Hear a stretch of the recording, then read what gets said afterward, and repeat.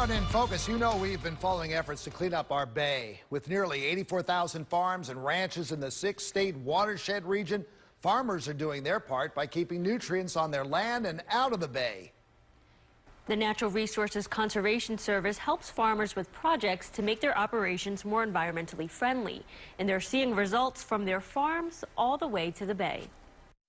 Rigdon Farm in Pilesville may look like any ordinary farm, but it's far from it. We've been doing conservation practices for a long time, probably since the 80s. At each of the family's 5 Maryland farms, the Rigdons make conservation a priority.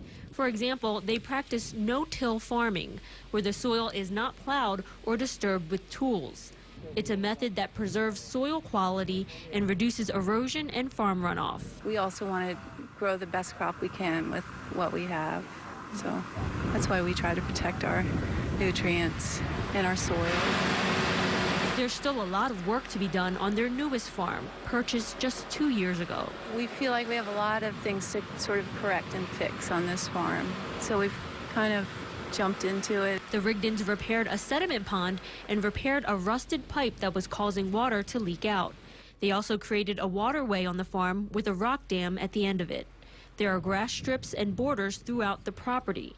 All of these features serve the same purpose. We're just filtering out nutrients before they can get in the water, and we're trapping sediment to keep sediment from running in the streams and, eventually going into the bay. John Hall, Maryland State Conservationist for the USDA's Natural Resources Conservation Service, says these types of natural buffers on farmlands are helping to improve the health of the Chesapeake Bay.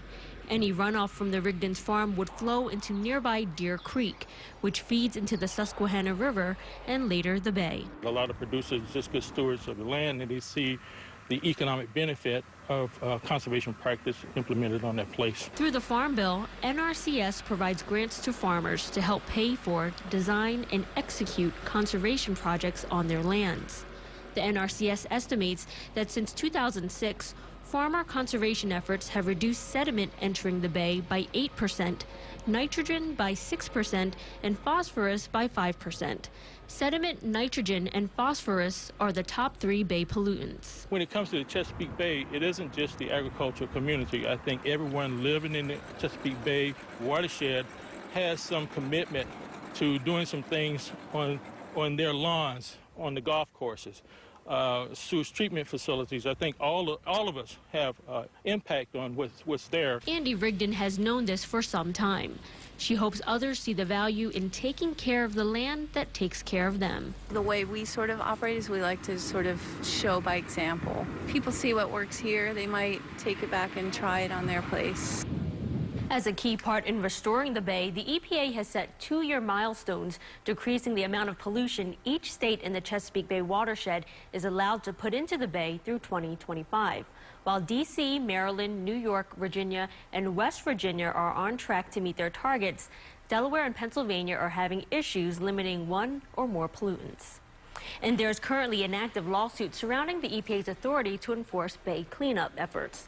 The American Farm Bureau Federation brought the suit in January 2011, arguing that the blueprint the EPA set gives the agency too much power over what it feels should be state and local decisions on land use and water quality. A federal court judge upheld the EPA's plan in September, but the Farm Bureau appealed. The Third Circuit Court of Appeals in Philadelphia was set to hear arguments in the case this month, but the hearing was pushed back to September. Now, you can go in depth in that battle over bay cleanup and take a look at efforts to clean the Chesapeake Bay on our website. Now, you can find that at abc2news.com/infocus.